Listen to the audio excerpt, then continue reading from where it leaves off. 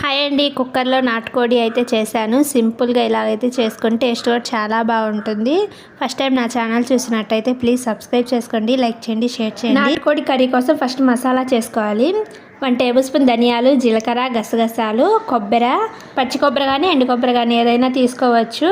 చెక్క, లవంగం, యాలక్కాయ, 1 ఎండుమిర్చి వేసుకొని ఫ్రై చేసుకొని పూర్తిగా చల్లారిన తర్వాత మిక్సీ జార్లో వేసుకొని మెత్తగా గ్రైండ్ చేసుకోవాలి. స్టవ్ వెలిగించుకొని కుక్కర్ పెట్టేసుకొని తగినంత ఆయిల్ పోసుకొని ఇందులోకి సన్నగా కట్ చేసుకున్న ఆనియన్, టమాటా, పచ్చిమిర్చి వేసుకొని ఫ్రై చేసుకోవాలి. 1 టేబుల్ స్పూన్ అల్లం వెల్లుల్లి పేస్ట్ వేసుకొని పచ్చివాసన పోయేంత వరకు ఫ్రై చేసుకొని శుభ్రంగా వాష్ చేసుకున్న నాటుకోడిని అయితే వేసుకొని చికెన్లో కలిసేలా కలుపుకొని టేస్ట్ తగ్గట్టు ఉప్పు, పసుపు అయితే వేసుకొని చికెన్లో కలిసేలా కలుపుకొని ఒక 5 నిమిషాలు ఉడికించుకోవాలి. గ్రైండ్ చేసుకున్న మసాలా, కారం వేసుకొని చికెన్లో కలిసేలా కలుపుకొని గ్రేవీ తగ్గట్టు వాటర్ పోసుకొని కుక్కర్ మూత పెట్టేసుకొని 5 విజిల్స్ వస్తే చాలండి. నాటుకోడి మెత్తగా ఉడికిద్ది, టేస్ట్ కూడా చాలా బాగుంటుంది.